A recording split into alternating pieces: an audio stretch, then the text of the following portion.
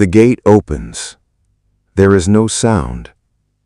Just the soft hydraulic whisper of 14 feet of blackened steel sliding silently on a pivot hinge. You have not yet stepped foot on the property. You have not yet seen the house, but you are already inside the world of absolute luxury. You are already somewhere else.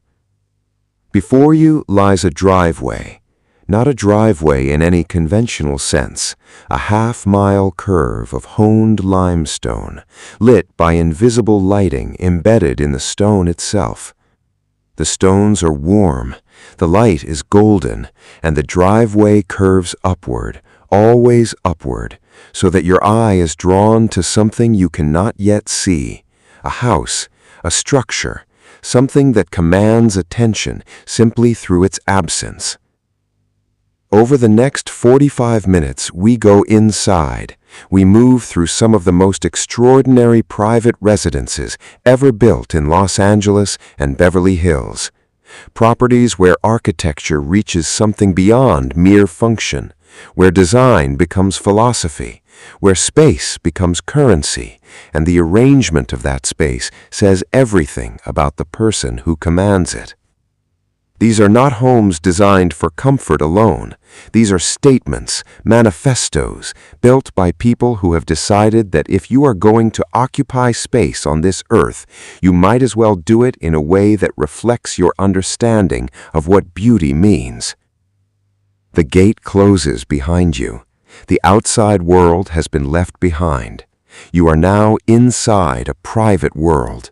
A world where the rules of ordinary real estate do not apply, where a single property costs more than entire neighborhoods, where the smallest detail, the precise angle of a skylight, the grain of a single piece of wood, the way light hits water at sunset, has been considered with the kind of attention most people reserve for the greatest works of art.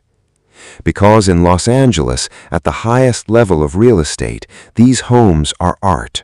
They are the final canvas for people who have accumulated enough wealth to build their vision of perfection into physical form. Welcome to the other side of Los Angeles. Welcome to the places where $500 million is a reasonable price to live. The architecture of absolute luxury begins with a single principle: invisibility. The greatest homes in Los Angeles are not the ones that announce themselves to the world.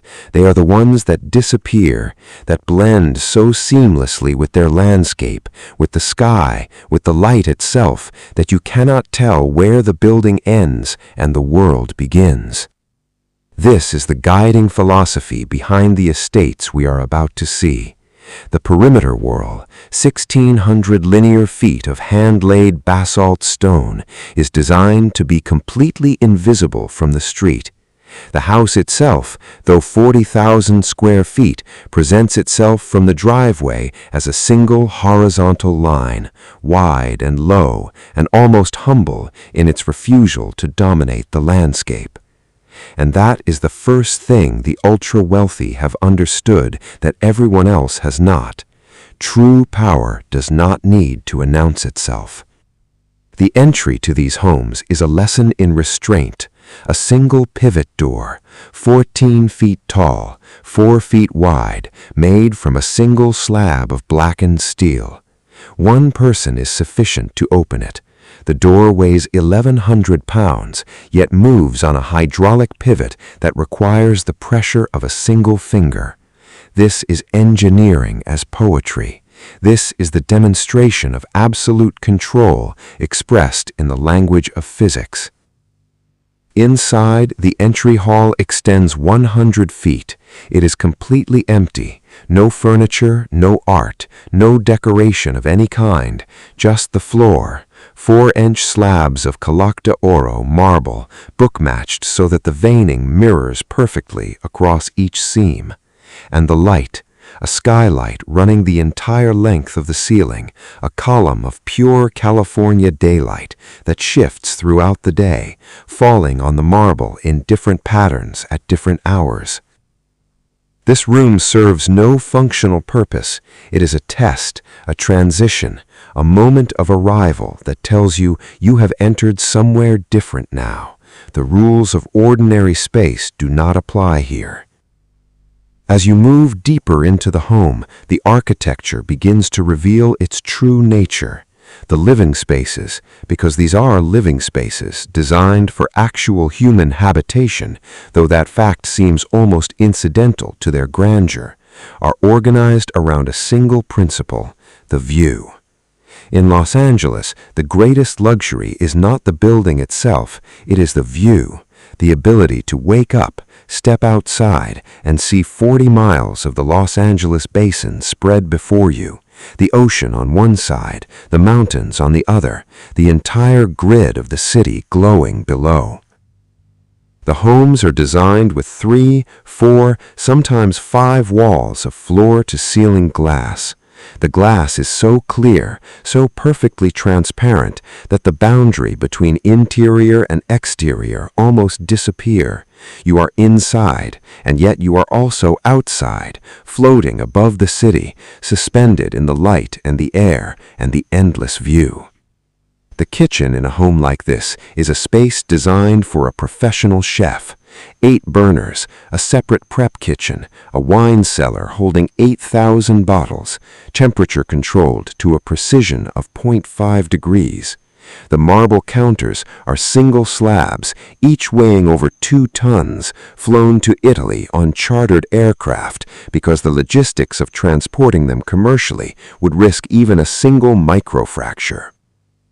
The master suite is 6,000 square feet.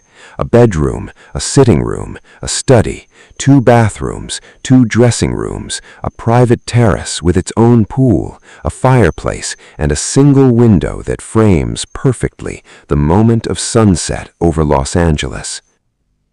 The bed in this room is positioned so that when you lie in it, the only thing you see is the city.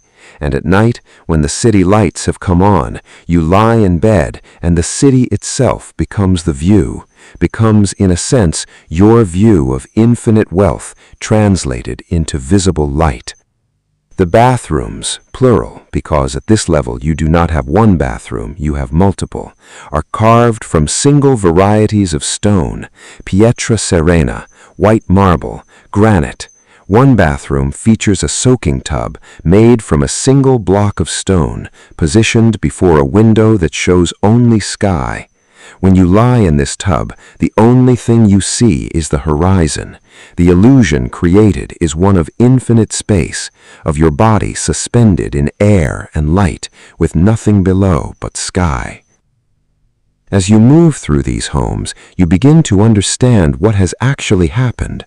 Money, at a certain scale, stops being about the accumulation of goods.